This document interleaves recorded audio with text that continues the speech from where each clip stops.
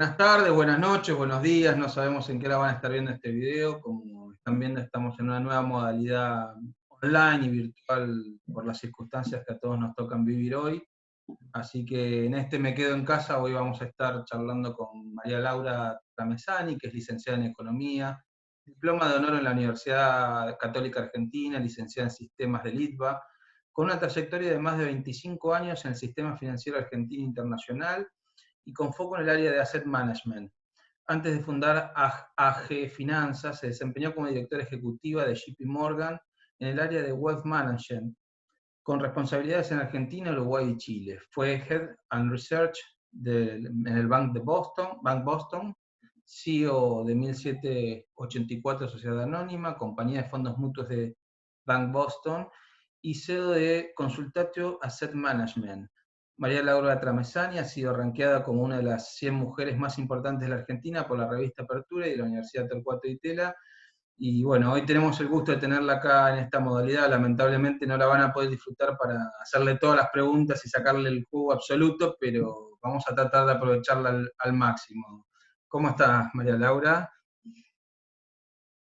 Bueno, muchísimas gracias, Luciano, por darme esta oportunidad de poder charlar con con un montón de desconocidos, que espero que esto les sirva. Y para mí es muy lindo porque a mí me gusta mucho compartir mis experiencias de vida, en las cosas que creo que fueron buenas, las que fueron no tan buenas, y bueno, y poder hacerlo en este ámbito, en un momento tan especial como el que nos toca vivir, donde toda la humanidad estamos en nuestras casas enfrentando un enemigo común.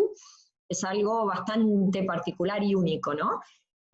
Bueno, y hablar de emprendedurismo, como me invitaron hoy a hablar, y wow, ¿no? Es un reto lindo hoy.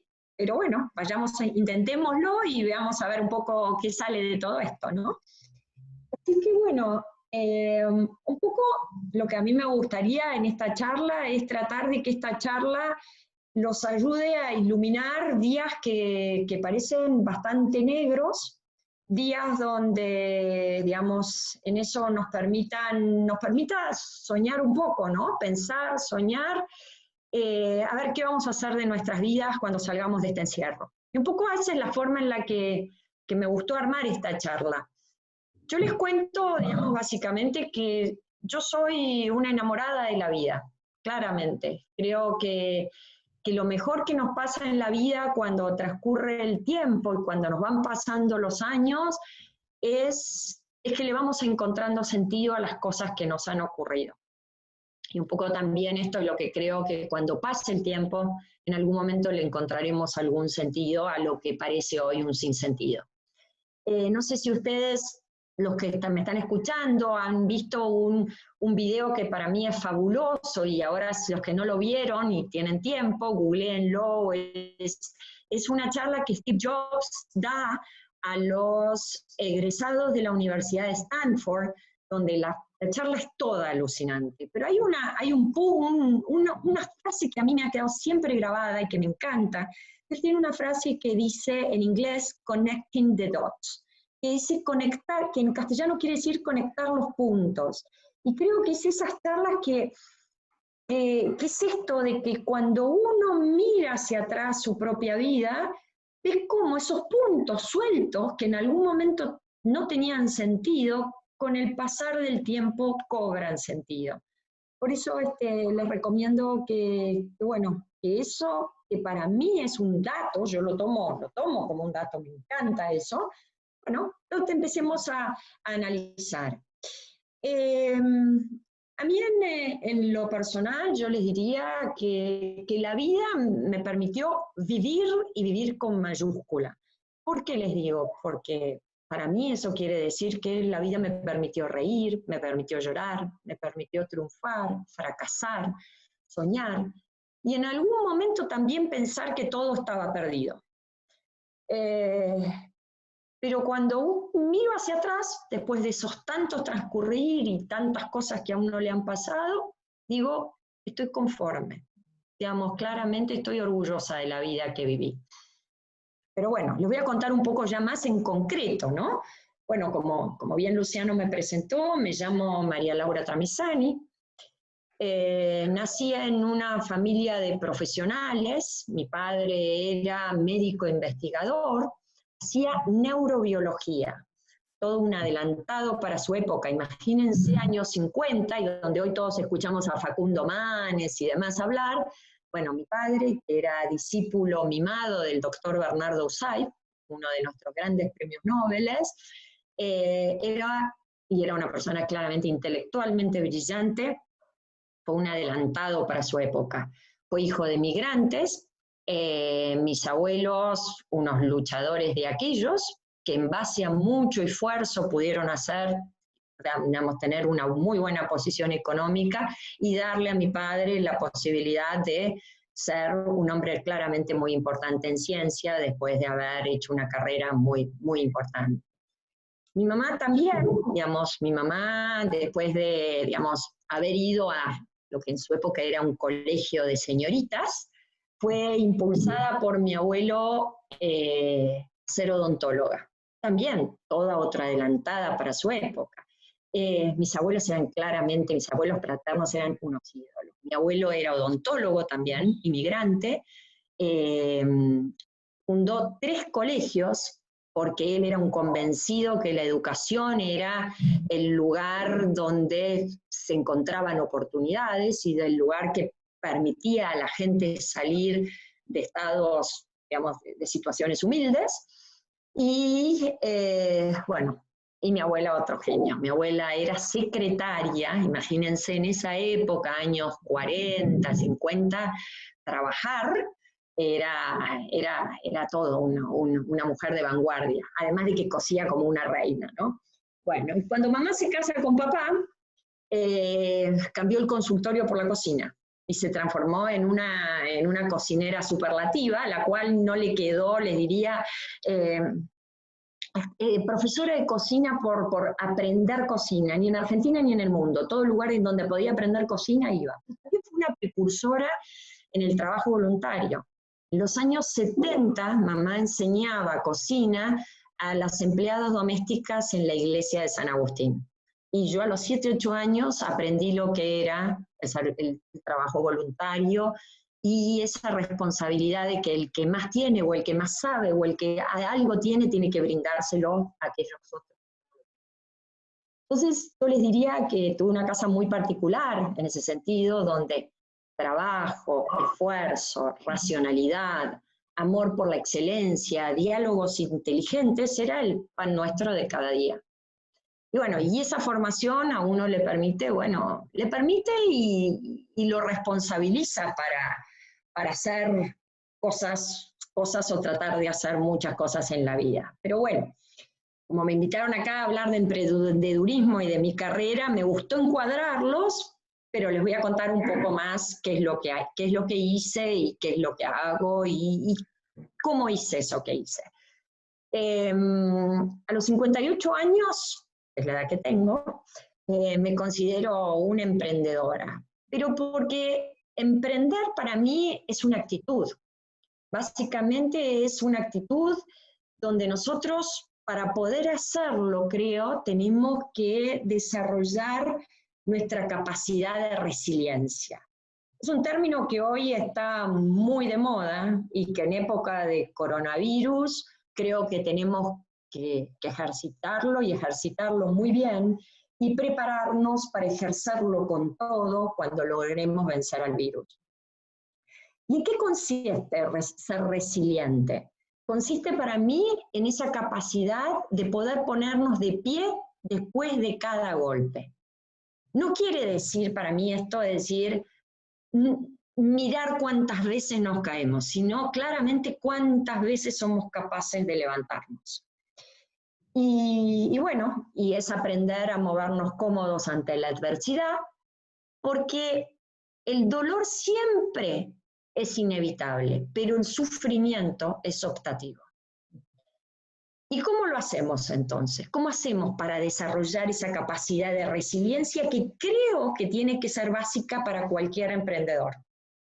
Básicamente tiene que ser creer en nosotros mismos. ¿Y cómo hacemos para creer en nosotros mismos? Poniendo mucho foco en qué podemos, en que lo vamos a lograr. Porque si nosotros no creemos en nosotros mismos, ¿cómo vamos a pretender que el mundo externo crea en nosotros? Tenemos que entrenarnos también a ser gente alegre, a sonreír, aunque al principio no nos sea tan fácil, es un entrenamiento y hay que trabajar en eso, porque si ante la vida no tenemos una actitud positiva y vemos el lado positivo de las cosas, todo se hace muchísimo más duro. Sí, por supuesto, tenemos que ser conscientes que somos vulnerables, que esa es, digamos, eso es parte de nuestra humildad, que vamos a tener que seguir caminando muchas veces aunque no tengamos un mapa definido. Esa confianza en la vida es lo que nos permite a veces dar un paso adelante, aunque no sepamos muy bien el por qué. Porque sí, en esa resiliencia y en esa cosa de ponernos de pie, hay veces que en la vida nos van a tocar, digamos, nos tocan las noches profundas. Para poder entender la dimensión profunda de las cosas, hay que haber pasado muchas veces por esa noche profunda. Y les confieso que a mí, como creo que a todos en la vida, nos tiene que haber pasado en muchos momentos, algunos momentos donde sentimos que el suelo se nos hunde bajo nuestros pies, donde no hay estrategia mental que nos permita levantarnos. Y es ahí donde uno busca esa parte profunda de la vida, ¿no? Y hay que abrirse, o por lo menos a mí me ha permitido abrirsenos a esa parte misteriosa de la vida, a esa parte donde uno se abre hacia ese infinito, donde confía plenamente de que se puede salir. Y es ahí donde uno encuentra una serenidad y un apoyo que le permite, aunque hubiera parecido imposible, encontrar el camino. Pero bueno, si miro hacia atrás, sí, creo que esa capacidad de resiliencia la tuve en la vida, la he trabajado y se trabaja, no es que uno nació así, se trabaja.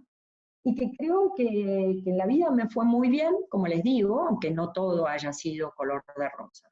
Les cuento rápidamente a qué me dedico, digamos. Desde muy chica fui muy buena alumna, claramente, bueno, en mi casa no se permitía otra cosa, no se esperaba otra cosa, no es que no se permitía, no se esperaba. Era como que mis padres me dieron mucha educación, que me permitieron, digamos, con mucho apoyo. Fui, como les contaba Luciano, diploma de medalla de oro en el colegio, diploma de honor en la universidad. Mis padres invirtieron en algo como que ellos llamaban las herramientas para la vida. Básicamente eran aprender muchos idiomas, hablo muy bien inglés, francés, y conocer. Mi padre, que era un tipo muy inteligente, siempre decía, es decir, el mundo tiene que ser tu hogar. En un mundo, digamos, la década del 60 el mundo no era tan fácil en nuestro hogar. Como en casa había recursos económicos para hacerlo, me hicieron desde muy chica viajar muchísimo para sentir que el mundo era mi hogar. Pero me hacían viajar estudiando, eran muy duros en casa en ese sentido. La diversión en ese estilo del inmigrante no estaba tan metida en nuestra familia, cosa que, es decir, así como tal vez uno admira muchas cosas de las que tuvo, creo que esa era una faceta de debilidad en casa, porque pasarlo bien y divertirse creo que también es algo muy importante. Pero bueno, en casa no estaba, y como en todas nuestras casas, había cosas buenas y había cosas malas, ¿no? Y bueno, digamos, un poco esa preparación y carrera universitaria y todo lo que hice me permitió, bueno, poder acceder a trabajar en lugares de mucho prestigio, donde con mucho esfuerzo llegué alto.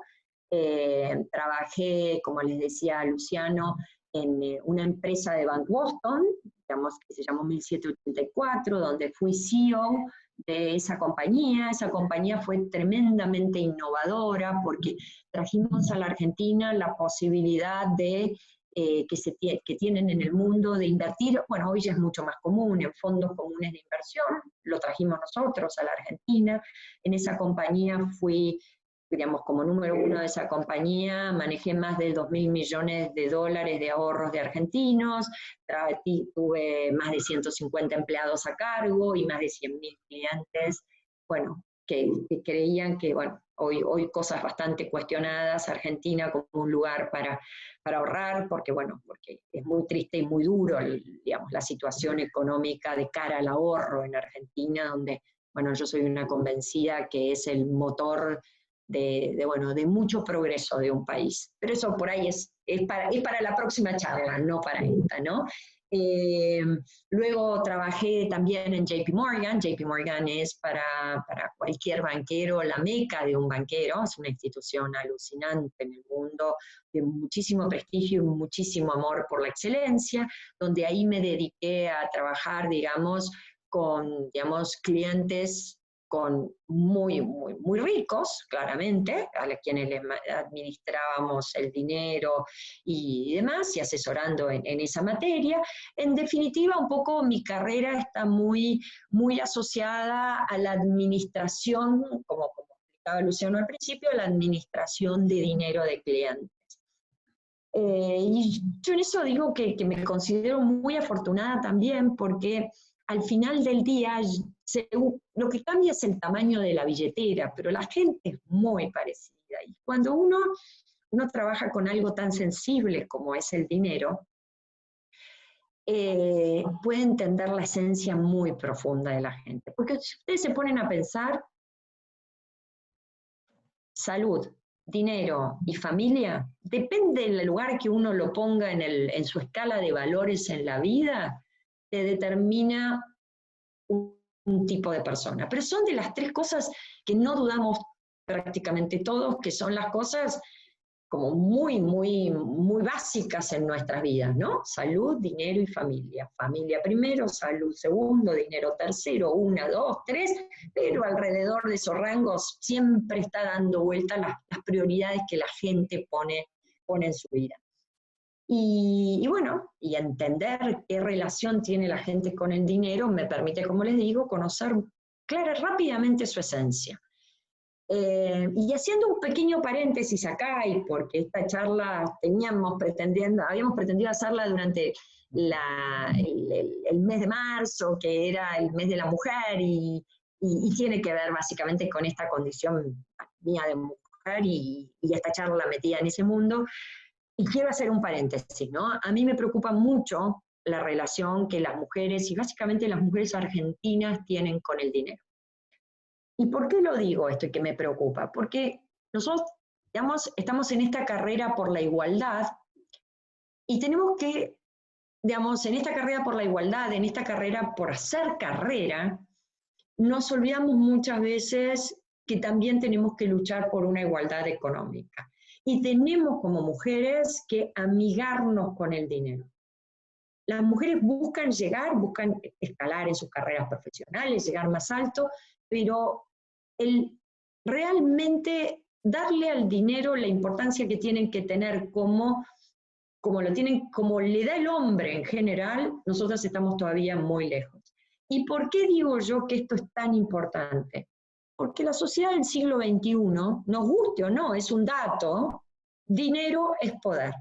Y si nosotras queremos tener poder, las reglas que están impuestas es que debemos trabajar para tener dinero. Y es así, puede que no nos guste, pero si nos peleamos con eso, tampoco después pretendamos tener mucho poder. Y me parece que es un tema importante. Pero también me parece que es importante que yo les haga el otro paréntesis para que entiendan, digamos, qué es lo que yo entiendo por el lugar que el dinero tiene que ocupar en la vida de la gente. Yo creo que el dinero es un medio, no es un fin. Es decir, cuando nosotros transformamos el dinero en un fin en sí mismo, yo les aseguro, me he cansado de ver gente con muchísimo dinero siendo las personas más infelices del planeta. ¿Y por qué? Porque en el fondo se ha transformado en un fin y no en un medio. ¿Para qué? Para hacer sus vidas más libres. El dinero tiene que ser para eso, es para darnos más libertad. En la medida que el dinero te da más libertad, te hace más persona, que es al final del día lo que nos diferencia a las personas de los animalitos, que son un encanto, los animalitos me encantan, Pero los animalitos no es un ser libre que elige cómo quiere vivir, de qué manera, sí las personas. Y el dinero tiene que ayudarnos a eso. Entonces, en ese sentido, es lo que yo creo que las mujeres tenemos que amigarnos, pero amigarnos para ser un medio para lograr esa mayor libertad, para poder tener más poder y por lo tanto, para lograr claramente esa igualdad. Pero bueno, contándoles un poquitito esa parte, digamos, de mi vida, el año pasado además quise hacer otras cosas más y en este afán de hacer, que básicamente es parte de lo que yo creo que es una de las cosas que me caracteriza,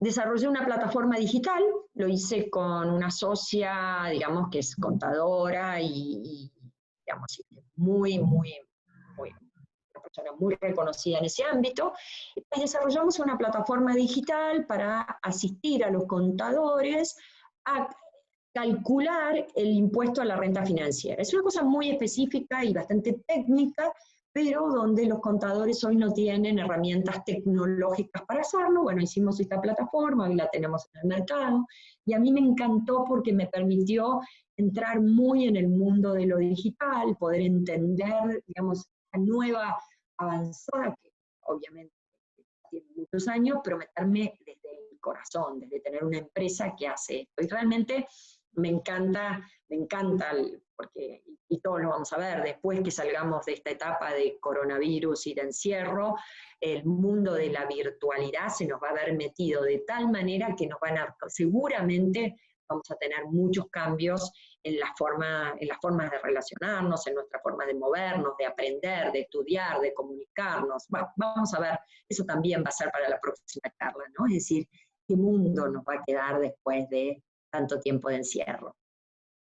Pero bueno, eso es básicamente lo que soy, banquera, digamos, y en el sentido de que asesoro hoy a la gente a manejar su dinero, y por el otro lado tengo esta empresa digital, digamos, dedicada a un segmento y a un nicho de mercado.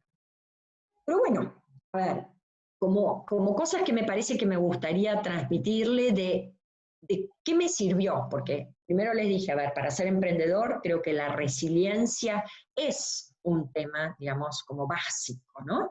Después, obviamente, este afán, esta preparación, este trabajo y esfuerzo. Pero, es decir, si ustedes me preguntan cómo resumiría el por qué me fue bien profesionalmente, yo se les diría que básicamente porque siempre soñé con que me vaya bien. Soñé, lo quise, lo busqué. Segundo, les diría, trabajé muy duro. No, nada me fue fácil. Es decir, esfuerzo, esfuerzo, esfuerzo y más esfuerzo. Pero ese esfuerzo, yo le agregaría un tercer factor: disfrutar lo que uno hace y hasta disfrutar el esfuerzo. Entonces, para mí, las tres patas de mi visión sobre el éxito, llamémoslo así, es soñar, trabajar duro y disfrutar lo que uno hace. Porque Ortega y Gasset tenía una frase que a mí me encanta, que dice que solo es posible avanzar si se mira lejos. Entonces, para mí yo siempre quise vivir y viví, creo, con un propósito, poniéndole un propósito a mi vida. Pero ese propósito sí se lo puse con esfuerzo y bueno, creo que eso lo llevo en el ADN, ¿no? Y los argentinos tenemos que volver a ese ADN que somos todos hijos del barco, todos bajamos del barco. Acá no hay 15 generaciones, familias que tengan 15 generaciones de haber venido a esta tierra. Y nuestros abuelos inmigrantes vinieron con ese esfuerzo bajo el brazo. Y los míos, se los aseguro, que lo venían con unas ganas de llevarse el mundo puesto total. Y bueno, y ellos lo lograron. Yo sinceramente en ese sentido me saco el sombrero. Y ahí está eso de que, bueno, ese ADN lo llevo en la sangre, pero también lo transmito a la generación futura, que en mi caso son mis hijas, y siempre les he dicho, desde que eran muy chiquititas, siempre les digo, a ver, que en nuestra familia jamás se pierda el espíritu del inmigrante. El día que lo perdamos, chao, fuimos. ¿Y cuál era ese espíritu? Soñar y trabajar duro. trabajar duro y soñar. Eso me parece que es básico, y básico para un emprendedor, es decir. Luego le diría la motivación, estar motivados, esto que les decía, hacerlo con gusto, con ilusión, nos dan ganas lo que vamos a hacer. Yo desde chica tuve muchas inquietudes múltiples, es cierto, mi familia era una familia muy curiosa, muy que se podía dar esto, pero bueno, las tenía. Y en esas cosas múltiples hay una cosa entonces cuando a uno le gustan muchas cosas, a veces no sabe encontrar un poco, dice, bueno, ¿para dónde me voy? ¿Para acá? ¿Para allá? Y como les decía, les comenté al principio, mi padre, que era un hombre muy inteligente, me decía, cuando vos al final del día te gusten muchas cosas, ¿por qué no te fijas en qué haces cuando no haces nada? Y fijémonos, justo estamos en un momento donde podemos tener momentos más para no hacer nada. Y en ese no hacer nada, ¿qué es lo que se te despierta? Y es típico. A mí me divertía, por ejemplo, y ahora me acuerdo, en esa época de chica, agarrar un libro de cálculo y aprender algunas cosas de cálculo. Y hoy digo, hoy me gustan otras cosas, porque esos gustos evolucionan, ¿no? Pero digo, en eso, cuando uno hace eso que hace cuando no hace nada, es eso que a uno le gusta naturalmente, y naturalmente tendemos a ser buenos en hacer esas cosas que nos gustan y nos gustan mucho.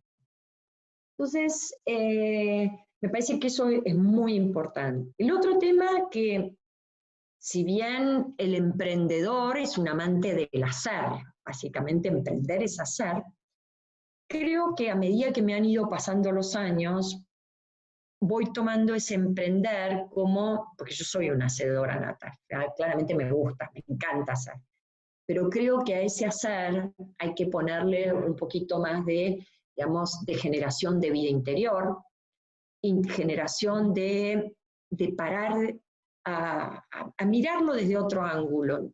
Cosas prácticas que he hecho a lo largo de, yo le diría, de otra segunda etapa de la vida, no de esa primera donde uno hace desenfrenadamente, es, bueno, digamos, generar esta vida interior, generar mucha introspección.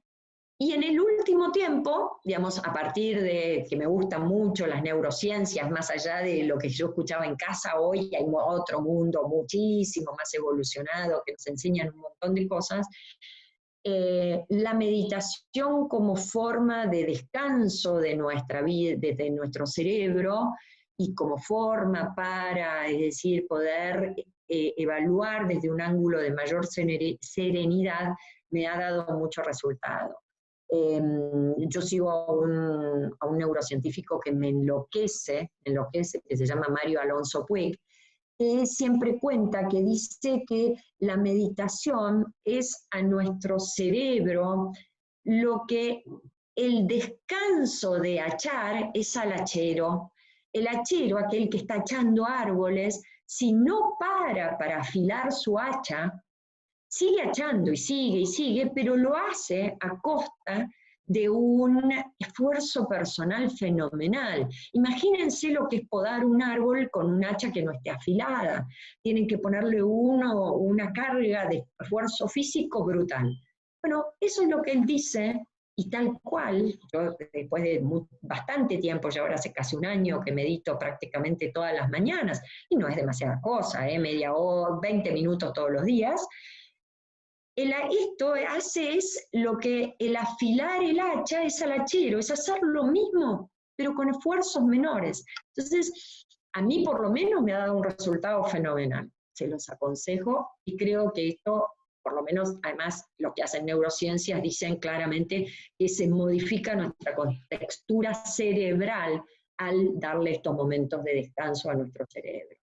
Bueno, el otro tema que a mí me ha tocado a fuerza de la vida, pero creo que los argentinos somos una máquina en esto, y es una cosa muy general en los argentinos, es esta capacidad de reinventarnos.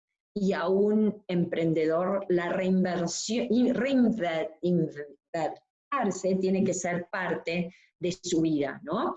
Hoy, y yo diría que hoy más que nunca, en esta cuarentena donde estamos metidos, reinventarnos es importante y es urgente.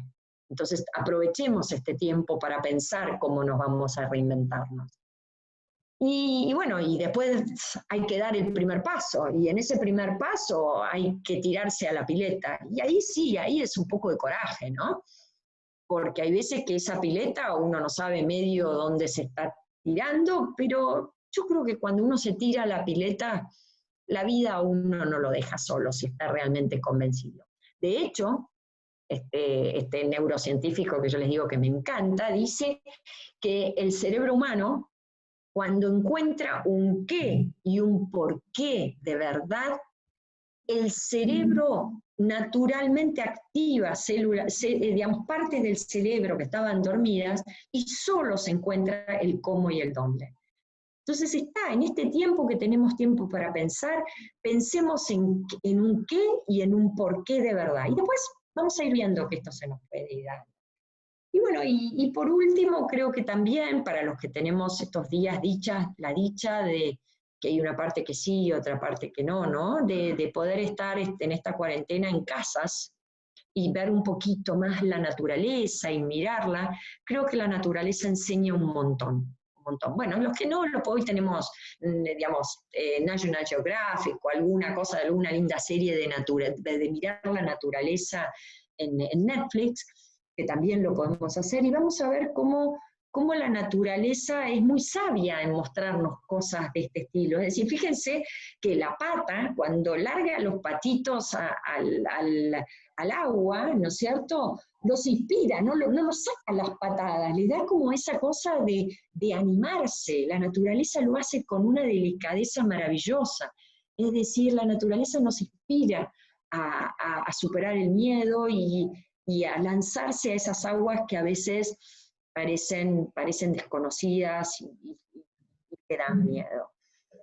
Y por último, yo les diría que medio como para terminar, si están con tiempo dentro de estos días y tienen ganas de leer cosas inspiradoras, yo les recomendaría un libro que a mí me fascinó. No lo leí ahora, ya lo había leído, pero que lo volví a hojear estos días, que se llama La bailarina de Auschwitz. Es un libro de una autora que se llama Edith Eger y que les aseguro que creo que es tremendamente inspirador para esta cosa de lo que nos va a venir después de estos tiempos. Así que bueno, para cerrar esta charla, creo que traté de ir un poquito tomando las distintas partes de mi vida con algunos consejos de cosas que me sirvieron. Espero que les haya sido útil. Les mando un cariño enorme, enorme, enorme a todos los que me están escuchando en estos momentos. Cuídense mucho, cuidemos básicamente aquellos que son factores de riesgo, sobre todo a nuestra gente mayor. Y bueno, y pensemos muy claramente, yo por lo menos siempre he pensado así, y eso también, si quieren, se los transmito, que en la vida lo mejor está por venir. Y creo que después de esto, si lo sabemos, pero nos sabemos preparar, nos sabemos mirarnos para adelante y nos largamos a dar ese paso, digamos, con un poquito de coraje, ese mejor va a estar por venir. Bueno, muchísimas gracias. Muchísimas gracias, María Laura. La verdad es que me encantó la charla. Supongo que los que te están escuchando y los que te estén escuchando después también online y todo eso van a estar contentos. Me quedo con algunas palabritas que la he escuchado muchísimas veces y trato de que cada vez que la escucho mantenerla en la cabeza. Es la resiliencia, ese volver a levantarse, perderle el miedo a fracasar, tomar valor y encarar los proyectos, sacarlos de las ideas, ponerlos en acción. Y bueno, muchísimas gracias. La verdad que muy motivadora tu charla y muy pronto espero, cuando se termine toda esta cuarentena, encontrarnos, seguir dándole la vuelta a estos temas, porque la verdad es que creo que son muy importantes, y retomo también lo que dijiste sobre el final.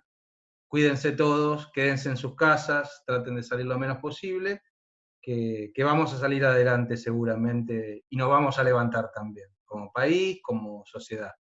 Un beso muy grande, María Laura. Muchísimas gracias, Luciano. Muchas gracias a todos.